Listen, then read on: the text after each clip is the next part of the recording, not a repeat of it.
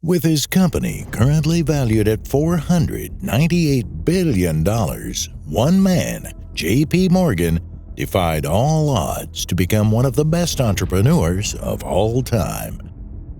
J.P. had a dream that soon came into reality when his company suddenly found a breakthrough which, in many years, would leave footprints of his legacy. From wealth to power to status, his ability to transform deadbeat companies into successful ones is something to learn. Furthermore, his influence on the U.S. government's decisions spoke volumes. However, life wasn't that easy for J.P., so to the main story, who is J.P. and what was his life's work? This is his life story. John Pierpont Morgan, also known as J.P. Morgan, was born on April 17, 1837 in Hartford, Connecticut.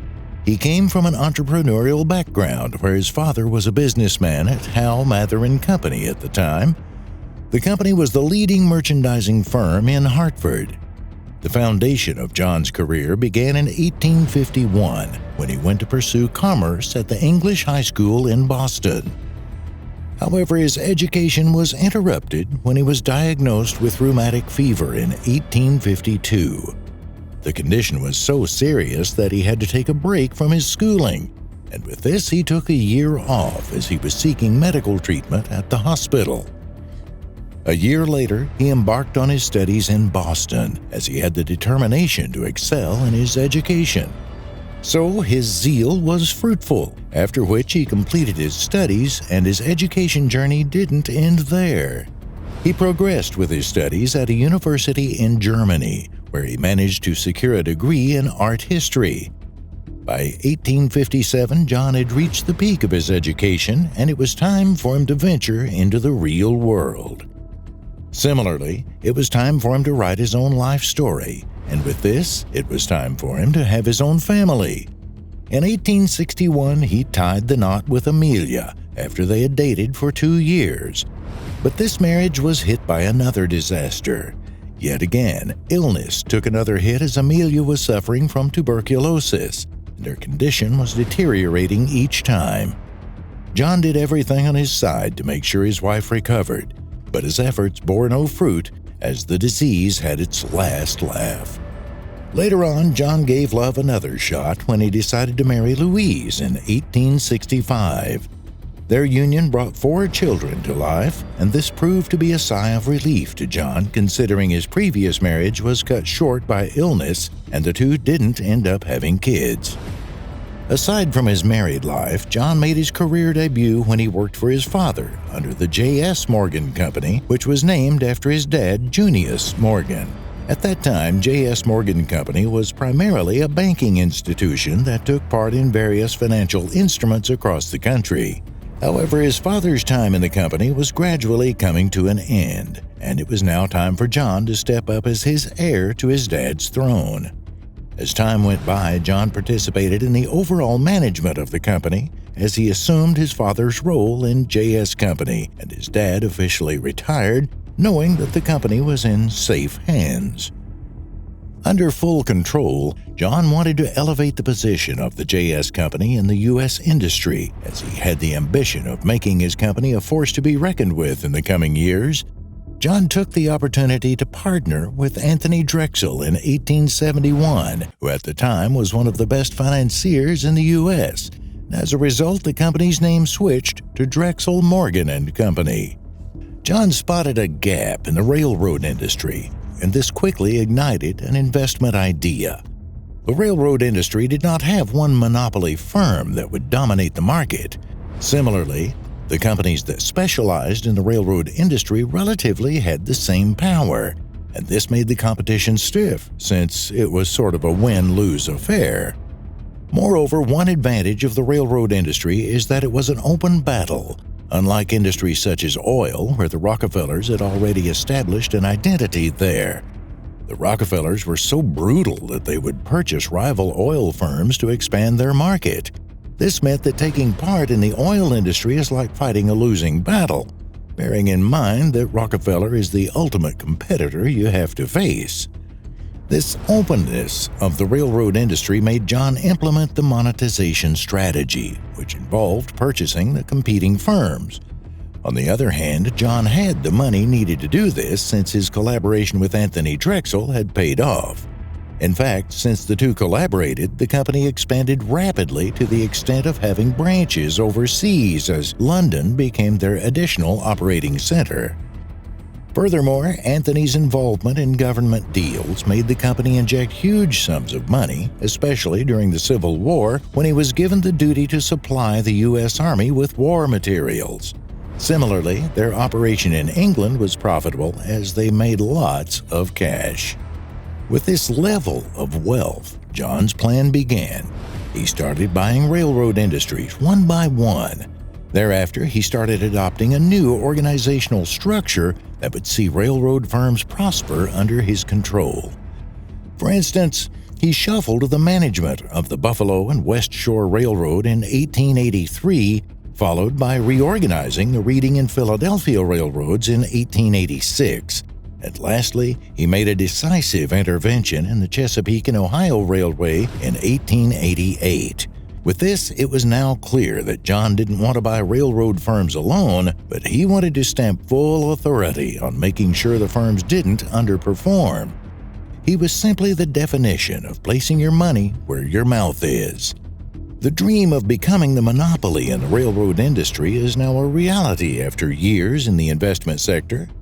After all, he already purchased $250,000 worth of shares in Europe, which made him richer from business overseas, not forgetting that he secured a $25 million deal that would see his company swim into riches. In addition, he was the majority shareholder in more than 20 railroad firms. Similarly, other statistics showed that John controlled 1/3 of the railroads in the U.S., and it was now evident that the economy of the U.S. was in his pockets. Another turn of events took place at Drexel Morgan & Company, where John's wingman, Anthony, died in 1893. The sudden death meant the company had to readjust itself, considering a key partner had passed away. Bearing in mind that John's father passed away 3 years before Anthony, John was now dealing with a double loss.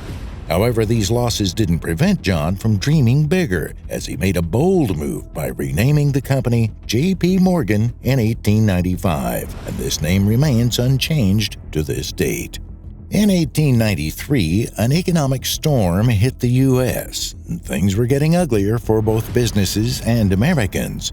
During this period, the supply of money went short due to minimal spending, as many individuals and businesses kept money in reserves. This made the interest rate hike on bank loans since there was less cash in rotation. Similarly, everyone was unwilling to spend in the crisis-led economy. The rise in interest rates caused further repercussions as the level of employment was on the rise. To make matters worse, the value of gold diminished, and this pressed the U.S. government into the corner as it only printed cash based on the gold reserves available.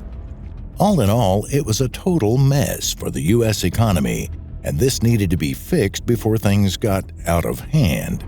To fix the imbalance in the money supply, the President of the United States at the time, President Cleveland, made an urgent meeting with all U.S. bankers to discuss the way forward.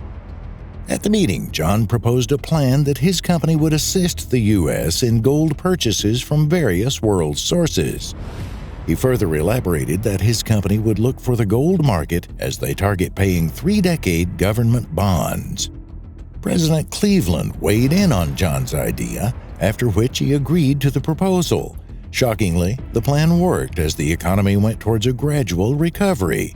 And similarly, John made a lot of money from that proposal, and this showed John's influence in the U.S. government after successfully bailing out America from economic hostilities. After a successful dominance in the railroad market, John didn't get comfortable with the wealthy status of his company, so he thought of trying another market. John at this time was in his prime, as he had the financial power to save underperforming companies from debt. For example, he financed Wall Street, which was shrinking in loans amounting to $25 million. He used this financial power to venture into the steel market, which in return paid off. John's will to venture into the industry came at a good time when Andrew Carnegie was looking forward to selling his company. Andrew reportedly sold his company for a whopping $480 million to John, and all this happened in 1901. To secure the ultimate monopoly power in the steel business, John went ahead and acquired the rival firms of Carnegie Steel Company, and this move saw firms like Consolidated Steel and Wire Company join his force. After this move, the company became the first billion-dollar company in U.S. history, and this shows how John owned America in the business and political world. After the economic disaster that took place in 1893, the U.S. was yet again hit with another monetary crisis in 1907. There was a nationwide panic as many people were uncertain about keeping money in banks. People feared that the economic crisis would make them lose bank deposits, since the banks on the other end were facing a series of financial setbacks under President Theodore Roosevelt's reign. So this created a mutual panic between the people and the banks. Hence, the U.S. government chose to take action to ease the tension. John asked the federal government to fund the banks so the people could be assured of their financial security. Since John's heroics in the 1893 crisis paid off, the government used John's strategy as $35 million were sent to New York banks, which helped to cool down the situation. Even after his death, John's legacy remains unfaded. It was during this era that the Morganization nickname became part of a business term used to describe the act of acquiring businesses. Similarly, his company has never stopped acquiring firms, and it recently made Chase Bank its own in 2000. Thus, the name transitioned to J.P. Morgan Chase & Company. Moreover, J.P. Morgan has acquired over 20 firms in the U.S., and this number keeps increasing with time.